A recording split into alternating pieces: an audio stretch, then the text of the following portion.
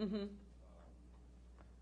new Obama extension of No Child Left Behind talks about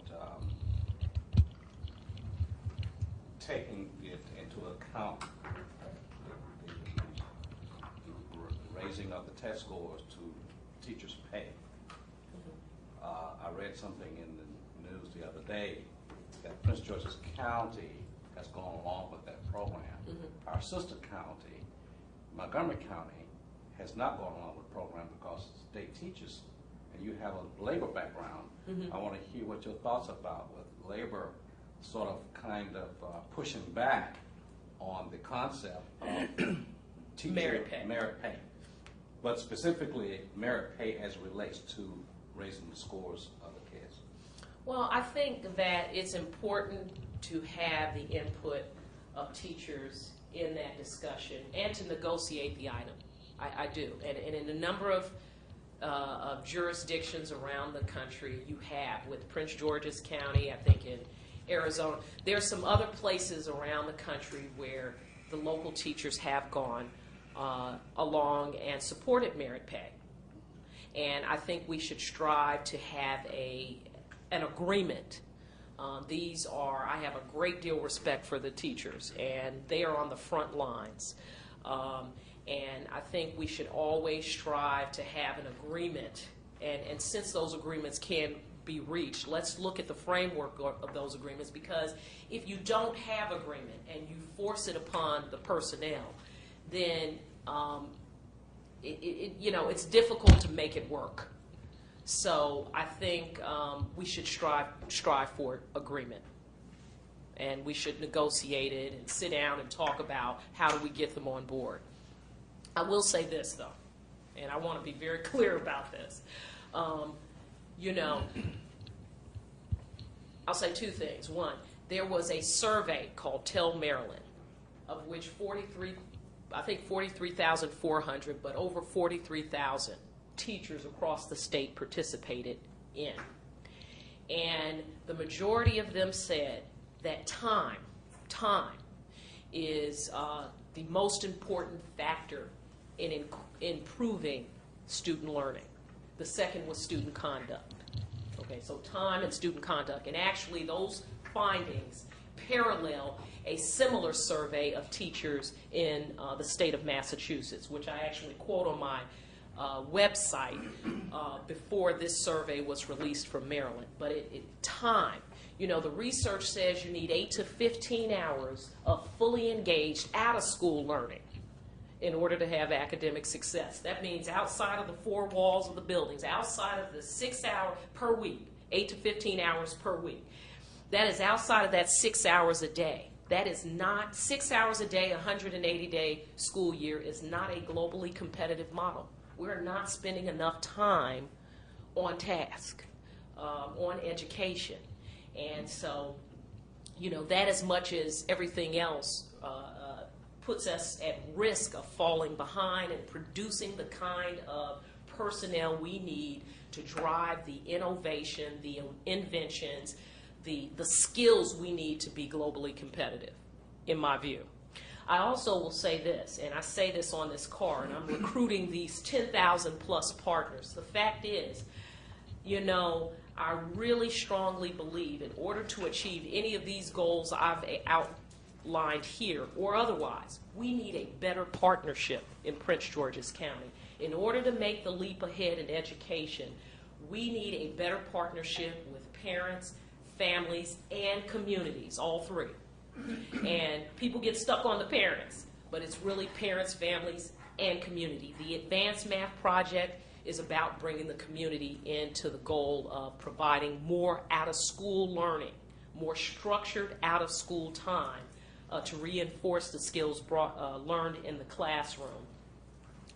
And I say this frequently. If you have businesses in your community, okay, that are serving students during school hours when they are supposed to be in the school building, you do not have a supportive community, a community that is supportive of education.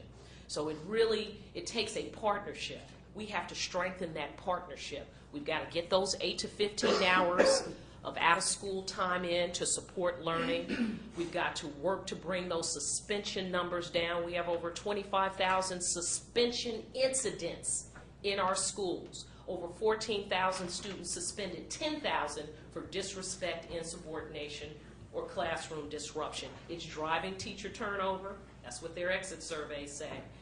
It's driving principal turnover. We've got to bring, as a community, we have to work and focus on bringing those numbers down. Same with absenteeism. Don't get me on education. I can get a little carried away. We do spend about 63 cents on every dollar on education, so tax dollars. Maybe hear your views on year-round schooling and how would that factor into bringing those numbers up and with the whole 15 hours, the involvement of parents because it keeps them engaged throughout the year. Would that have an impact on raising those numbers? It probably would. And I have pledged to really look at year-round schooling. I don't know, given the fiscal environment, which I think will be going on for some years here. Even if the general economy starts to recover, employment, unemployment generally lags, as well as state and as well as tax revenue tend to generally lag even as the economy overall improves. So I think we're going to be dealing with tough budgets for some time. I really have to look at the budget impact of year-round schooling. But overall, I'll say this, that even in the statutory language, the law of No Child Left Behind, it says education is a shared responsibility. We've got to get back to it. I'm not sure, even if you go to year-round school, I mean, it would, and the best models, if you look at the KIPP schools, if you look at the Harlem Children's Zone in New York, which is a good model, and that's what they do. They do time. I mean, they put more time into the school schedule. And it really does yield better results. They've been successful at closing some of the achievement gaps. So it does help, just having more time. But again, is it feasible within the current fiscal environment that we're operating? And again, will we still be able to leap ahead without more engagement from parents, families, and community, sharing that responsibility, seeing it as not only the schools, the principals, teachers, and the school system, their role, but also their role as parents, families, and communities to match that effort. Yes, Kate? Good morning. What do you see needs to be in place or expanded that's currently in place that would create in Prince George's County a business-friendly environment? And how do you see the role of the county executive in creating Prince George's County as as a business-friendly environment? Well, I think there are a variety of factors. One thing that I have talked about is, and it's that step number 9 there, creating responsive, data-driven, performance-driven government. One thing that Martin O'Malley did at the city, Baltimore City, and at the state, he did city stat at the city level, state stat at the state level. I'm a supporter of those types of approaches to government, looking at how we are performing as government. One of the common complaints that I hear from business is that, the permitting process, dealing with government is cumbersome. How can it be less cumbersome? And I do want to look at how government is performing. I want to be looking at how long does it take? You walk in, you initiate a process, how long does it take to get a permit? Just trying to streamline how businesses' interaction with government and the time it takes to navigate the system.